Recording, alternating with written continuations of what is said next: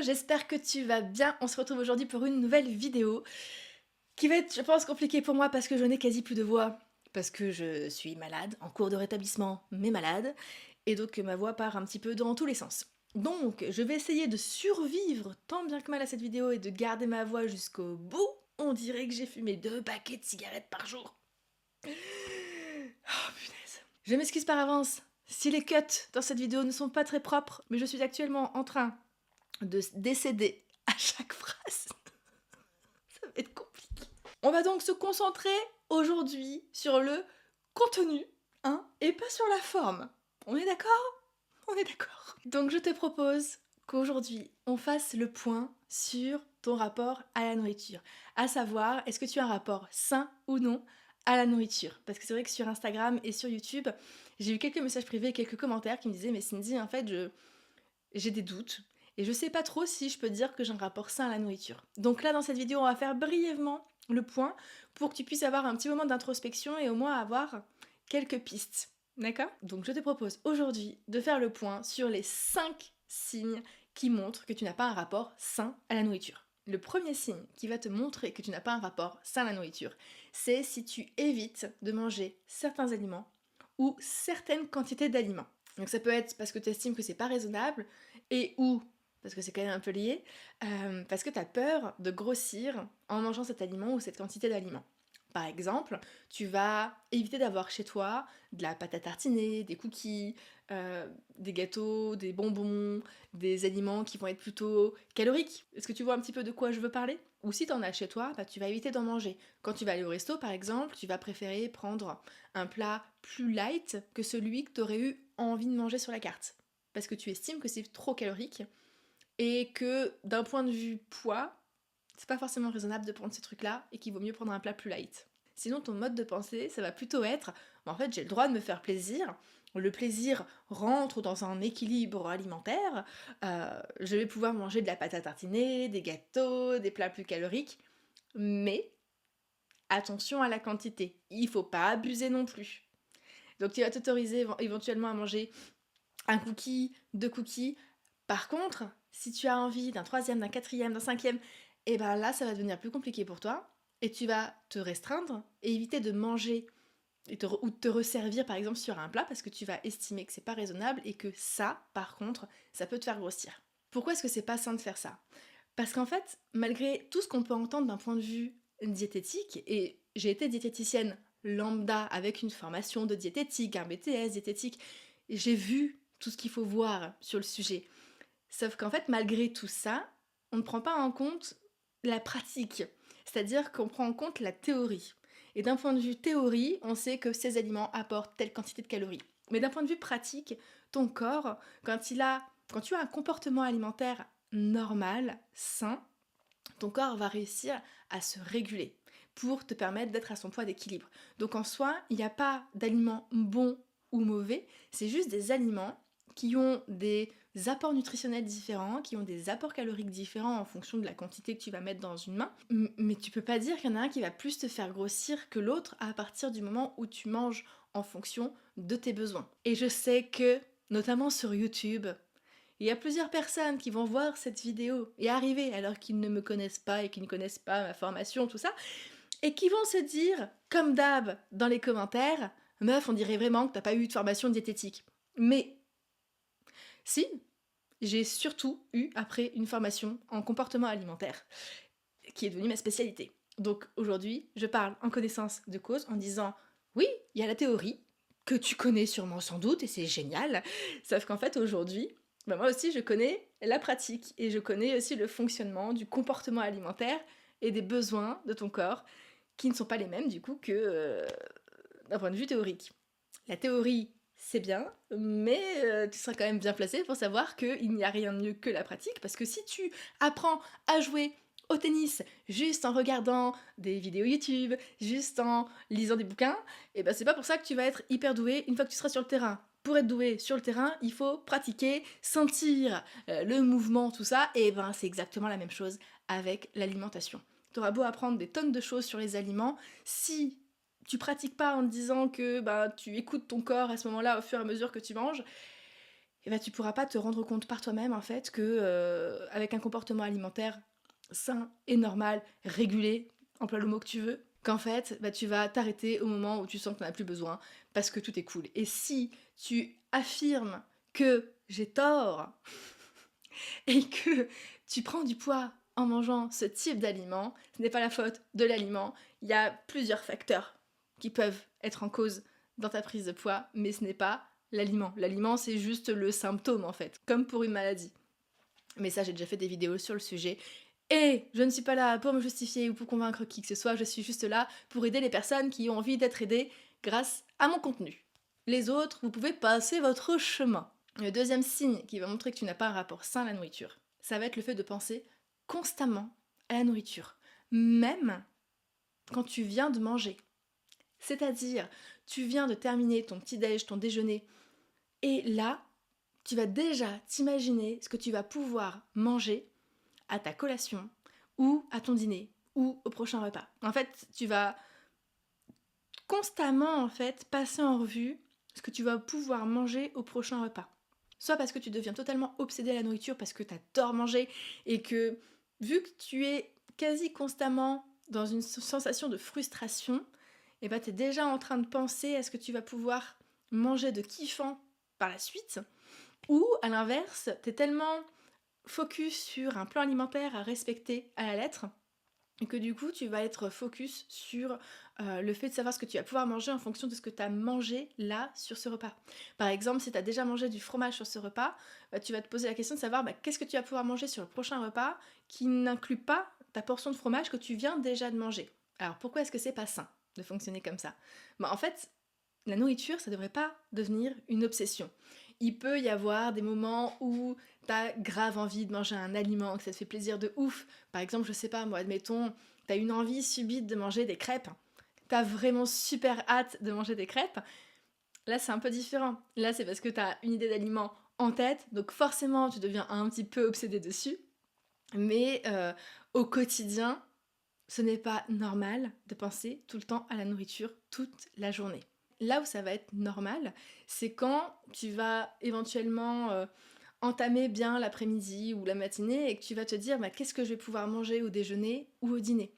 Qu'est-ce que je peux me préparer à manger avec ce que j'ai dans mon frigo, avec ce que j'ai dans mon congèle, dans mes placards, parce que tu n'y as peut-être pas du tout pensé auparavant. Soit tu es quelqu'un de très organisé, tu as fait tes meal prep, tout ça, et éventuellement tu as déjà tes plats prêts à l'avance, mais dans tous les cas, si ton comportement alimentaire est régulé, si tu fais partie des mangeuses intuitives, malgré que ton plat soit prêt, il est fort probable que tu te poses quand même la question de te dire qu'est-ce que j'aurais envie de manger, malgré le fait que j'ai préparé mon plat, parmi tout ce qu'il y a de disponible à la maison. Peut-être que tu vas changer d'avis, peut-être pas, soit. Mais cette question est quand même assez importante, mais, encore une fois, tu n'es pas censé te faire des nœuds au cerveau toute la journée pour savoir ce que tu vas manger au prochain repas. Et ça, je peux te dire que c'est une libération quand tu t'en débarrasses de cette obsession. Le troisième signe qui montre que tu n'as pas un rapport sain à la nourriture, ça va être le fait de stresser à l'idée de manger en public à certaines heures ou de manger certains aliments. Que ce soit de peur d'être jugé par la personne qui est en face de toi ou par les personnes qui t'entourent par rapport à ce que tu es en train de manger, ou par rapport au fait que tu es juste en train de manger, ou que tu as envie de manger une pomme, une clémentine à 10h, à 11h, à midi, à 13h, je dis toutes les heures parce qu'en soi, en vrai, il n'y a pas d'heure pour manger. Donc c'est pour ça que c'est pas sain d'avoir ce comportement, c'est que en soi, il n'y a pas d'heure pour manger tel ou tel aliment, pour manger tout court. En fait, il y a ton corps qui va avoir des besoins à un instant T. Et si tu as un besoin à un instant T, ben, faut le respecter. Parce que si tu le respectes pas derrière, tu vas te créer de la frustration. Ton inconscient, ton cerveau, lui, va retenir que bah, tu le prives. Donc lui, il va se mettre en mode peur de manquer. Ce qui fait que quand tu vas manger la prochaine fois, il y a de fortes chances que, de fil en aiguille, à force de reproduire ce schéma, que tu sois dans des phases de compensation constante lorsque tu as envie de manger. Pour ce qui est du stress de manger certains aliments, bien entendu, on reste sur la fameuse peur de grossir. Donc ça, je t'ai un peu expliqué le pourquoi du comment est-ce que c'était pas forcément sain de penser comme ça. Et par rapport au fait de stresser à l'idée de manger en public, là, c'est un travail sur la peur du jugement des autres à faire. Parce que ça veut dire que si tu as peur que les gens jugent ta façon de manger, ça veut dire que toi-même, tu n'es pas OK avec le fait de manger dans ce genre de contexte-là. Parce qu'à partir du moment où toi, tu es 100% au clair avec ça, rien ne va pouvoir te stresser. Parce que tu sais que tu vas pouvoir envoyer bouler toutes les personnes autour de toi là qui te jugent. Éventuellement. Parce qu'il y en a aussi qui en ont juste rien à faire et nous on se dit dans notre tête « Oh mon Dieu, qu'est-ce qu'il va dire ?» Dis-toi que ta manière de manger ne regarde que toi. À partir du moment où toi, cette façon de manger te satisfait, le reste, on s'en fout.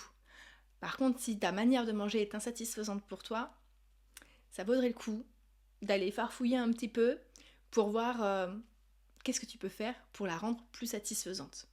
Et peut-être de comprendre aussi pourquoi est-ce que c'est insatisfaisant pour toi de manger de cette façon. Ça, c'est important aussi. Le 4e signe qui montre que tu n'as pas un rapport sain à la nourriture, ça va être lorsque tu ne vas pas pouvoir t'empêcher de culpabiliser après avoir mangé un aliment calorique ou une certaine quantité d'aliments. Ça rejoint un petit peu le premier signe dont on a parlé tout à l'heure. Par exemple, tu vas manger un cookie, 2 cookies, 3 cookies, ça va aller. Par contre, à partir du moment où tu vas manger le 4e, le 5e, le 6e, là ça va plus du tout. Tu vas te dire que tu es une grosse d'avoir mangé tous ces cookies, que c'est pas raisonnable, que de toute façon t'es trop nul, que tu sers à rien, que tu vas jamais y arriver et que c'est normal si tu prends du poids parce que t'avais pas à manger tous ces cookies. Laisse-moi te dire que si tu as eu envie de manger un aliment calorique ou plus en quantité, c'est que ton corps en avait besoin. Je radote, je sais que je radote, mais c'est que ton corps en avait besoin. Juste, tu comprends pas quel est le besoin en ce moment. Je suis là pour ça. N'hésite pas à regarder mes autres vidéos. Quand tu as envie d'un aliment calorique et d'une certaine quantité, on va parler dans un comportement alimentaire normal, bien entendu, pour que ce soit plus cohérent. C'est que ton corps, il va avoir besoin de ce type d'aliment pour libérer l'hormone du plaisir, pour l'aider à réguler son taux d'hormones à l'intérieur de son organisme. Donc à partir du moment où toi, en mangeant cet aliment qui est censé réguler le taux d'hormones, tu culpabilises, en fait tu vas recréer une émotion qui va relibérer des hormones qui vont déréguler un petit peu tout dans ton organisme. Alors déjà que c'était le bordel et que ton corps te demandait de l'aide pour manger, si tu culpabilises, tu refous un peu le bordel dans tout ça, et donc du coup, tu risques d'avoir un rassasiement tardif, parce que tu vas culpabiliser, ton corps va avoir encore besoin de manger, tu vas reculpabiliser, et ainsi de suite. C'est ce qu'on appelle le trouble du réconfort. C'est notamment ce qui peut arriver quand on commence à manger parce qu'on a une envie de manger émotionnelle, ou parce qu'on a une compensation émotionnelle. Dans les deux cas, culpabiliser, ça va aggraver la situation. Et le 5e signe qui montre que tu n'as pas un rapport sain à la nourriture, ça va être lorsque tu préfères respecter, écouter des règles de diététique plutôt que d'écouter les besoins de ton corps, les signaux de ton propre corps. Par exemple, ça va être le fait de te dire, là, c'est l'heure de manger, il faut que je mange, sauf qu'en fait, j'ai pas faim. Ton corps est clairement en train de te dire qu'il n'a pas besoin de manger. Et toi, pour respecter X plan alimentaire, tu vas te forcer à manger à ce moment-là. Tout le monde n'a pas faim au même moment. On apprend, dans l'accompagnement que je propose, on apprend à se fier à son comportement alimentaire, à ses besoins corporels et à la vie sociale pour trouver un juste milieu et faire en sorte que tout s'embrique correctement. Mais en fonction des situations, parfois tu vas avoir faim, d'autres fois tu ne vas pas avoir faim. Et le but c'est de réussir justement à pouvoir s'adapter à ça pour pouvoir respecter quand même les besoins de ton corps malgré ta vie sociale. Ou ça va être par exemple le fait de te dire, là j'ai grave envie de manger un cookie, mais il ne faut pas grignoter entre les repas. Comme je disais juste avant, si tu as envie d'un cookie, c'est que tu as besoin d'un cookie. Si tu as besoin d'un cookie, il est fort probable que tu aies peut-être besoin de glucides. La question est, est-ce que tu as mangé des glucides au repas précédent? Parce que peut-être que ton corps là est en demande de glucides rapidement pour que ton cerveau puisse continuer un peu à fonctionner. Parce que ton cerveau est glucodépendant. Ça veut dire qu'il n'utilise que les glucides pour fonctionner. Donc forcément, si tu ne manges plus du tout de glucides, ou si tu as peut-être esquivé les glucides sur un repas au cours de la journée, alors que après, ton cerveau il a besoin de carburer, il est fort probable que ton cerveau appelle le sucre. Il se peut aussi que ce soit une envie de manger émotionnelle, et comme je te le disais tout à l'heure, c'est parce que émotionnellement, il y a un trop-plein au niveau hormonal dans ton corps, que malgré ces mécanismes internes qui arrivent à réguler tout ça, et bah là, la jauge pète le score et qu'il y ait besoin d'un coup de pouce, et donc ton corps va t'appeler à l'aide en mangeant cet aliment-là. Tu vas du coup libérer l'hormone du plaisir qui va permettre de réguler, de l'aider en tout cas à réguler un petit peu tout le bordel à l'intérieur. Donc tu as déjà à présent au moins 5 repères qui vont pouvoir te permettre de voir si tu as un rapport plutôt sain ou malsain à la nourriture. À partir du moment où tu as au moins un de ces critères qui est mis en place pour toi, ça veut dire que tu n'as pas un rapport sain à la nourriture et que c'est quelque chose qu'il va falloir que tu travailles si tu veux retrouver un comportement alimentaire sain, normal, et si tu veux arrêter de prendre du poids à l'infini. Parce que oui, le fait de ne pas avoir un rapport sain à la nourriture, ça va venir détraquer ton comportement alimentaire, qui va faire que tu vas juste ne plus du tout être connecté aux sensations, aux signaux que ton corps t'envoie pour justement l'aider à le réguler. Et donc, tu vas fort probablement prendre du poids, parce que la régulation ne va plus pouvoir se faire. Ça veut dire que ton objectif, ça va être d'améliorer ton rapport à la nourriture, d'améliorer en parallèle ton comportement alimentaire, dans le but, justement, de pouvoir atteindre un poids d'équilibre naturellement, sans aucun effort de restriction, sans aucune règle de diététique, juste en mangeant normalement, de tout, en fonction de tes besoins, de tes envies, et sans te faire de nœuds au cerveau. J'espère que cette vidéo aura pu t'orienter un petit peu, te donner quelques pistes. Je t'avoue que je suis contente d'avoir quand même réussi à garder ma voix jusqu'au bout, même si ça ne fut pas très évident, parce que je sens que je n'arrive plus du tout à parler. En tout cas, n'hésite pas à me dire dans les commentaires le ou les signes qui, toi, te concernent. Et puis, on se revoit dans une prochaine vidéo, en espérant que je sois guérie d'ici là et que j'ai retrouvé toutes mes capacités vocales. Salut!